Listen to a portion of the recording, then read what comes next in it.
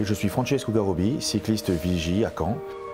Le cycliste Vigie, c'est un cycliste du quotidien, un vélo taffeur, qui va, au gré de ses déplacements, parfois constater des problèmes sur les aménagements cyclables et qui va donc, grâce à l'application Plan Sécurité Vélo, pouvoir signaler ce problème auprès des collectivités locales concernées afin que les services puissent intervenir le plus rapidement possible. On part d'un monde où les infrastructures étaient faites pour la voiture. C'est aujourd'hui en train de changer. Il y a un changement de posture important et de pratique et l'application y contribue. Je m'appelle Yannick Després, je suis responsable du bureau sécurité routière à la DDTM du Calvados. Donc je suis l'animateur du réseau et également modérateur des signalements qui me parviennent via l'application PSV 14.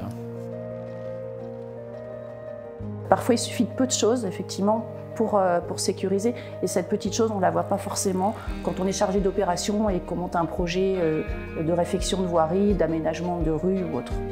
Je m'appelle Nathalie Degraine, donc je suis responsable d'un pôle relations usagers au sein de la communauté urbaine Caen-la-Mer.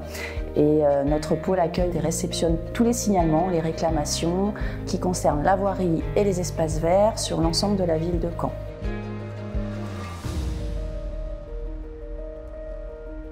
Je me suis engagé dans ce projet parce que, en tant que cycliste du quotidien, je rencontrais toujours le même problème, c'était de savoir à qui adresser un signalement.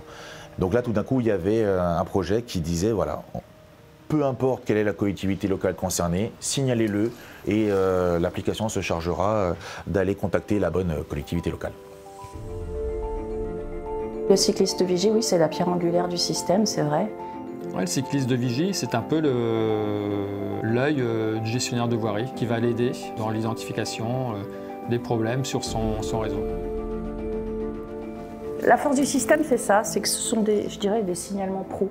Là, on sait qu'effectivement, ça a déjà été un peu analysé en amont et qu'il y a effectivement un risque et qu'il faut vraiment le prendre en compte. Donc, je parlerais de signalement pro, entre guillemets, voilà, et sur lequel on peut se reposer. Le cycliste de Vigie va utiliser l'application Plan Sécurité Vélo pour pouvoir signaler donc, le problème rencontré, qui va être géolocalisé. On peut y joindre une photo, un commentaire, on peut définir un certain nombre de critères pour aider à classifier le signalement. Et une fois que ce signalement est validé, il est envoyé à la DDTM et c'est elle qui se charge ensuite de rediriger vers la bonne collectivité locale.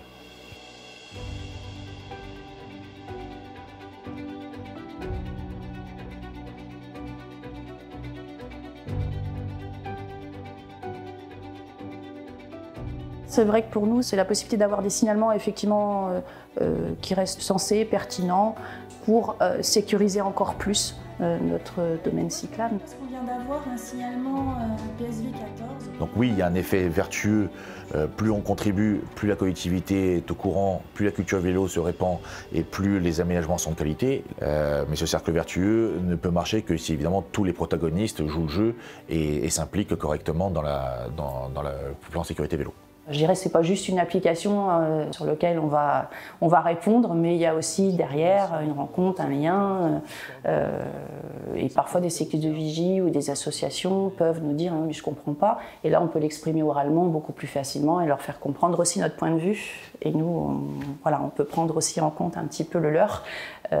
Voilà, donc ça permet d'avoir des relations respectueuses et de confiance. On peut consulter, avancer.